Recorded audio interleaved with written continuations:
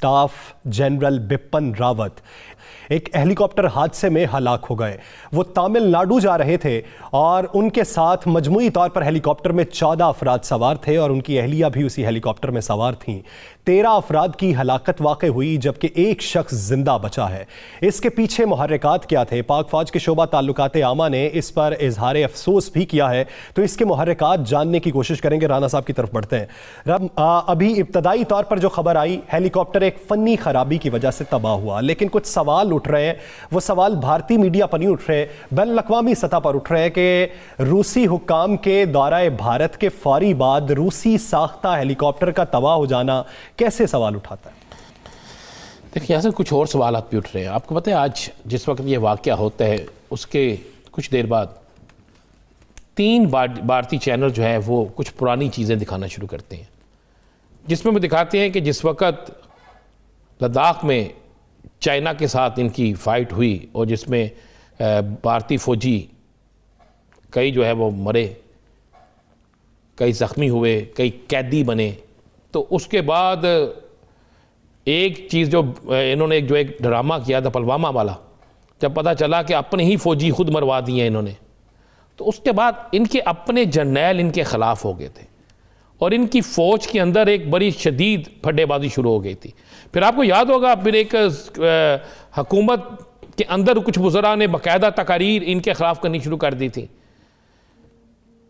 तो ये चीज़ें आज डिस्कस होना शुरू हुई कि इनके अंदर कई बड़ी खौफनाक सी ग्रुपिंग हो चुकी थी और उस ग्रुपिंग की वजह से ये हादसा हो सकता है। इसके पीछे कुछ ऐसी चीज़ें भी हो सकती हैं। और यहाँ तक मैंने एक इंडियन चैनल देख रहा था, उस पर डिस्कस हो रहा था कि जनाब ये आला तरीन क़यादत आर्मी की जा रही है, हेलीकॉप्टर ठीक था तो ख़राबी जब पैदा हुई, क्यों पैदा हुई और उस जगह पर जाकर क्यों गिरा जहाँ पर सबसे ज़्यादा इनको बगावत का सामना है। फिर यह भी कहा गया कि 1-2 दिन पहले भारत की एक और रियासत के अंदर बड़ी खूनी लड़ाई शुरू हुई थी और उसमें बड़े लोगों को मारा गया था, तो उस पर भी बड़ा एक फड्डा चल रहा था और जो उस रियासत से तल्लक रखने वाले फ़ौज के इनके अंदर लोग थे वो भी उस पर उन्होंने बाकायदा एहतजाज किया था। लेकिन राणा साहब, आप ये भी तो देखें कि ये उनके सबसे चहीते थे। रिटायर होने की उम्र आई तो रिटायर नहीं किया गया, इनकी जगह आर्मी चीफ को यार लगाया गया, तो इनके लिए एक नई seat chief of defence staff निकाली गई और उधर इन्हें तौसीह दे के बराजमान कर दिया गया। तो इतने चहीते लोग जो हों उनके खिलाफ इस तरह की प्रोपेगेंडा। चहीते किसके थे? ये भारतीय हुकूमत के भी चाहते थे, फौज के भी चाहते थे। नहीं, यही तो गलत है ना। ये वो बातें चले, अगर ऐसा ही था तो आज उन भारतीय चैनल्स को फौरी तौर पर क्यों कहा गया कि इन चीज़ों को रोकें? क्यों कहा गया? फिर चले फिर ये बता दें, फिर ये भारतीय हुकूमत ही बता देना, उनका शोबा जो इतलात है उनकी आर्मी का, वो बता दे कि क्या एक शख्स जो बच गया उसने कुछ बताया, या वो हेलीकॉप्टर जिसमें अहम तरीन चहेते तरीन भारतीय फौज के अफराद जा रहे थे, उसको चेक NOC किसने दिया? अगर वो बिल्कुल ठीक था तो फिर किस तरह तबाह हो गया? ये कोई उसमें मोहम्मद बूटा तो नहीं जा रहा था, उसमें कोई चंद स्याह तो नहीं जा रहे थे। आप क्या समझते हैं ये आज ये जो हुआ है, वाक़या हुआ है, ये भारत के अंदर बड़ी खौफनाक किस्म के आने वाले दिनों में हालात पैदा होने जा रहे हैं।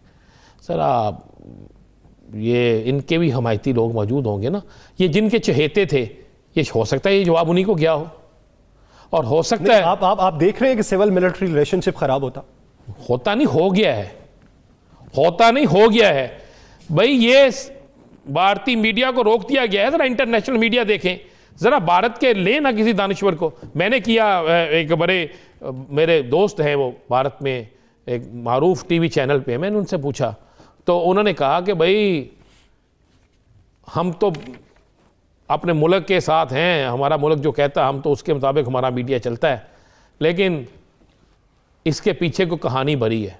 मुझे उन्होंने कहा जी इसके पीछे कहानी भरी है। मैंने कहा यार इसको पाकिस्तान पे ना डाल दीजिएगा, और तो कुछ नहीं होता। उन्होंने कहा नहीं, ये पाकिस्तान पे नहीं डलना, ये डलना हमारे अपने अंदर के लोगों पे है और इस पर कहानी भरी है। और उसने एक मुझे इशारा दिया, मुझे नहीं पता इस पर हकीकत है कि नहीं।